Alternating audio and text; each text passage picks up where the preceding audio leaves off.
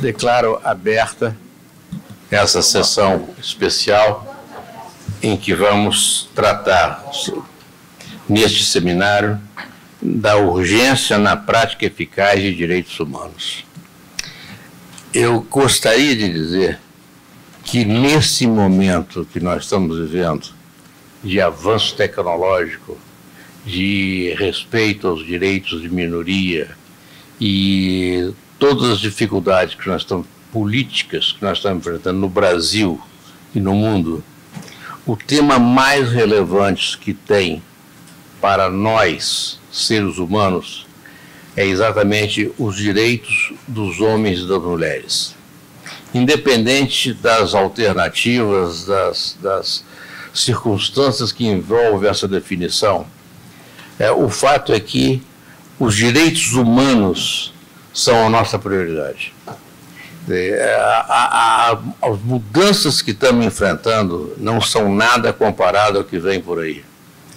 E temos à nossa frente aqui um desafio que não só é constante, como é crescente. De forma que é da mais oportuna ocasião fazermos esse encontro para trocar ideias dentro do princípio do Instituto, que é a busca de um norte através da discussão.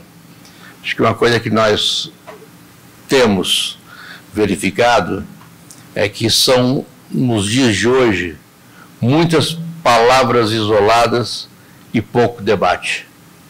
A essência do Instituto é o debate. As palestras, óbvio, são muito importantes, mas a essência do Instituto é o debate. É isso que nós estamos carecendo nos dias de hoje, e é o papel que o Instituto sempre desempenhou e continuará a desempenhar. Na abertura do tema, eu passo a palavra para o presidente da Comissão de Direitos Humanos, que fará a exposição, e em seguida eu darei continuidade na ordem das inscrições de acordo com o programa apresentado. Com a palavra, Carlos Schlesker. Obrigado. Boa tarde, presidente.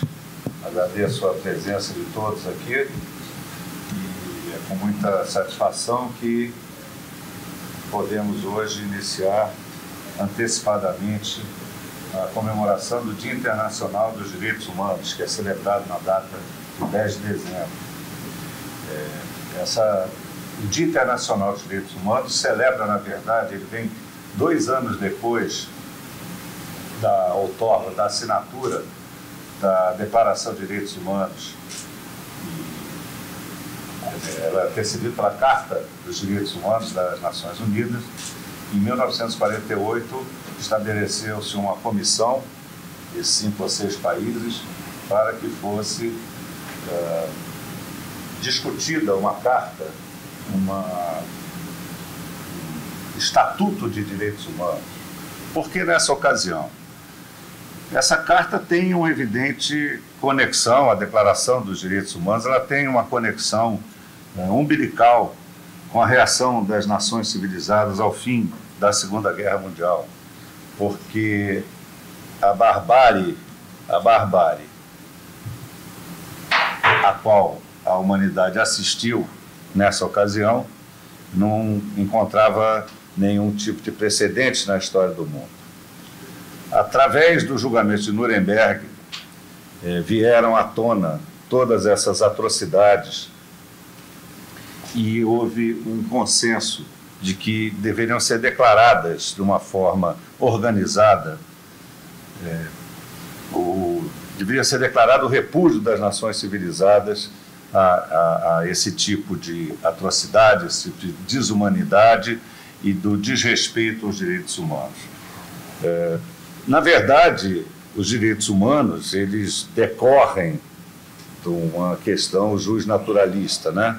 Nós temos o justnaturalismo e que proclama que cada ser humano, ele já é dotado desses direitos no momento em que nasce, ele já é imbuído, ele já passa a ter os direitos fundamentais que se resolveu, na verdade não é codificar, mas se resolveu organizar através da Declaração dos direitos humanos. Existe uma peculiaridade nessa redação.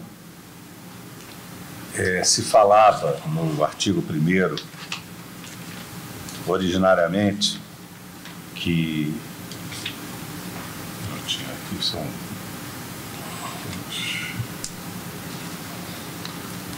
o artigo 1º, ele já é pioneiro no seu avanço, porque na redação original se dizia que todos os homens nascem livres e iguais em dignidade e direitos.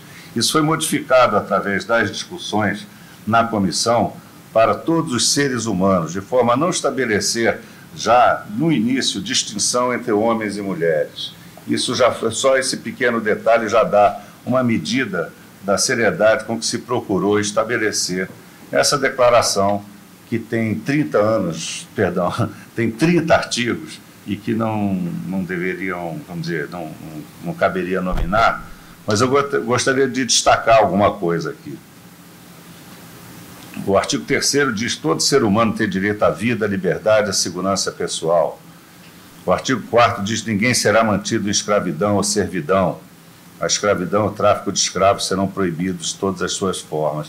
E adiante a declaração proclama exatamente aquelas obviedades, né, como se diz, as obviedades do que significa ser um ser humano, quais são os direitos que nós temos que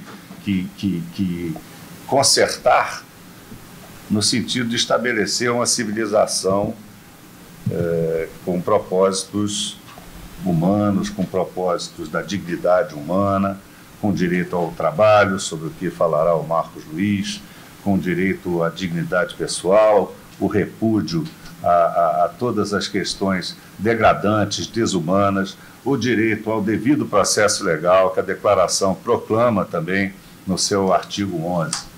Então, nessa ocasião, essa comissão discutiu e redigiu, foi redigida através de um comitê composto por Austrália, Chile, Estados Unidos, França, Líbano, Grã-Bretanha e União Soviética. Ilustres personalidades participaram da sua redação, entre as quais Eleanor Roosevelt, que introduziu também o direito na vertente norte-americana, né? Também o direito à liberdade de informação, sobre o que falará o Cid Benjamin aqui também. Tá? Então, a declaração, ela, ao mesmo tempo que ela vem inspirada, vamos dizer, pela necessidade de você reorganizar e fazer um novo acerto, que, aliás, já tinha sido tentado antes através da Liga das Nações e que, aliás, sempre fracassa, né? O fato de fracassar não significa que nós não devamos estar absolutamente comprometidos com a luta pela sua consecução. É um ideal, é uma utopia. Mas se não houvesse esta declaração, se não houvesse esta celebração, ficaria vamos dizer, ao alvitre de cada nação, de cada país, o seu entendimento particular do que seriam direitos humanos. E foi exatamente isso que levou o mundo ao choque e à barbárie, né? No momento presente, nós continuamos tendo esses embates pelo mundo, continuamos tendo a guerra, continuamos tendo a fome, sobre a qual falará Roberto Reis aqui num tópico que foi destacado em reunião interna da nossa comissão, mas é um momento, especialmente no Brasil, mais do que necessário que nós reafirmemos a nossa crença inabalável nessa utopia, o nosso compromisso como advogados, como operadores do direito, né, do nosso compromisso desta luta, que mesmo que seja derrotada eventualmente ou em situações extremas, é fundamental que nós tenhamos esse compromisso, desse enfrentamento, ao custo que for, ao preço que for, porque é inalienável o compromisso que a advocacia deve ter com a defesa dos direitos humanos. Porque se nós não tivermos essa defesa, se nós não tivermos esse compromisso, nós não teremos nada, não teremos o que fazer. E na advocacia privada também trabalhamos por isso. E já temos aqui uma certa experiência quando se trata de diminuir a questão da discussão dos direitos humanos, dessa tendência de vulgarizar a expressão a um nível do ridículo, de torná-lo um substantivo. Vocês do direitos humanos, né? Como se fôssemos um bando de marginais, como se nós fôssemos um bando de perturbadores da ordem pública, quando, na verdade, a situação é exatamente a inversa. Né? Eu tenho muito orgulho de dizer que eu trabalho numa Comissão de Direitos Humanos, trabalhei na Comissão de Direitos Humanos, como Glória Márcia, que está aqui presente, e tantos outros, né?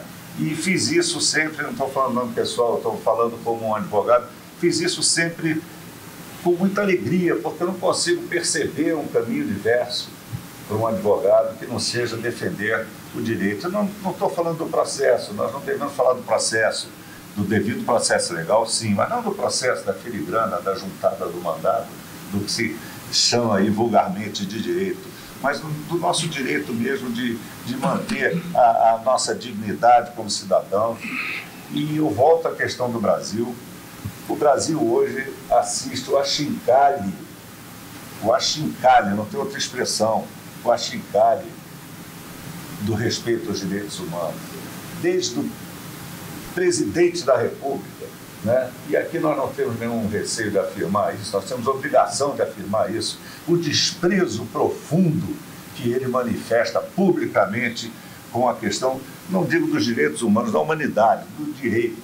Um homem que tem a ousadia de elogiar um torturador, tem a ousadia de brincar com a memória de uma vereadora assassinada brutalmente no Rio de Janeiro, um representante de uma nação que faz questão, com um ar de basófia, um ar de brincadeira, um sorriso alvar, não é alvar, estúpido, um sorriso estúpido a aparecer na mídia, né? Achando aquilo tudo muito engraçado e com isso estimulando a violência do dia a dia, estimulando a violência, não só a violência da criminalidade comum, mas a violência também do poder que se pretende impor sobre os cidadãos, refletido nas relações de trabalho, refletido nas relações pessoais, num elitismo que o Brasil nunca assistiu. Uma coisa é a antiga aristocracia, aquela que nós conhecemos, somos, enfim, do Rio de Janeiro, e outra coisa é essa dita elite que agora surge com o discurso da violência em todas as suas formas. Não estou aqui fazendo, vamos dizer, uma manifestação política, mas uma manifestação pessoal contra uma política de Estado, que é contra esse tipo de política de Estado que houve necessidade da Declaração dos Direitos Humanos. E eu vou pedir que nós reafirmemos dentro de nós essa necessidade de continuar a nossa luta sem medo de ser feliz. Nós é que não temos medo de ser felizes, lutando por aquilo que acreditamos, não é? E nós não seremos intimidados. Eu acho que o final da questão toda, e que é importante reclamar, a nossa adesão a esse pacto, sobre o qual também falará a Kátia Tavares aqui, a questão da violência do Estado, não é? Nós temos que afirmar o nosso pacto, temos que reafirmar o nosso pacto em favor da cidadania plena, em todos os níveis. Não vou ler os 30 artigos da Declaração de Direitos Humanos, mas elas são realmente, cada um dos senhores poderá avaliar a abrangência dessa declaração, né? Como ela estabelece, repetindo até questões milenares dos humanistas, do Código de Hammurabi, das nossas tradições, repete as questões de direito à vida, de direito ao trabalho, de direito ao respeito, e por isso ela tinha que ser, sim, a nossa Bíblia, no sentido não religioso. A Declaração de Direitos Humanos é a única coisa que nos deixa em pé nos momentos de violência, nos momentos em que o Estado procura destruir as relações, e o faz no Brasil hoje de uma forma muito clara, muito clara. E digo mais, Glória Márcia deve me dar razão também, porque teve essa vivência, tantos outros, mas Glória Márcia também.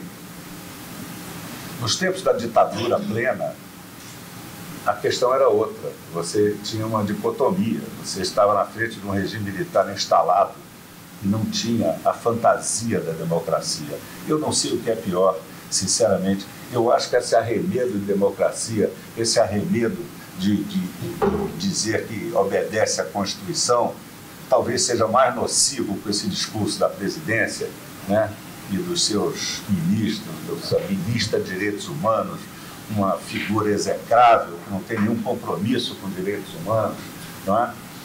Eu acho que o tempo da ditadura é mais simples a compreensão. Não quero que volte ao AI-5. Eu só estou dizendo que era mais fácil compreender onde estava. Este momento, para mim, particularmente, é sinistro. E nós devemos, então, nos comprometer de novo, reafirmar essa nossa aliança, o nosso papel de advogados. E o Brasil tem muitas histórias, muitos heróis improváveis que lutaram por isso, né? Muitos heróis que deram as suas vidas, se não as suas vidas físicas, mas as suas existências para lutar e para que isso seja um país em que se tenha a alegria de viver, o respeito aos direitos dos próximos e haja um pacto social razoável, que é coisa que a nação jamais viu. Eu aproveito esse ensejo, já estou terminando, mas enquanto eu li alguma coisa para falar sobre um tema que é inesgotável, eu me deparei com um aniversário de falecimento, no dia 6 agora, do cinquentenário de falecimento de um desses heróis da nação. E para evitar omissões, para não alinhar pessoas, não esquecer, eu homenageio na figura de João Cândido, o Almirante Negro. Eu homenageio na pessoa de João Cândido todos os nossos heróis. Então, salve o Almirante Negro, que tem por monumento as pedras pisadas do cais. É esse tipo de gente que nós precisamos no nosso país. Muito obrigado, senhor presidente. Termino. Obrigado.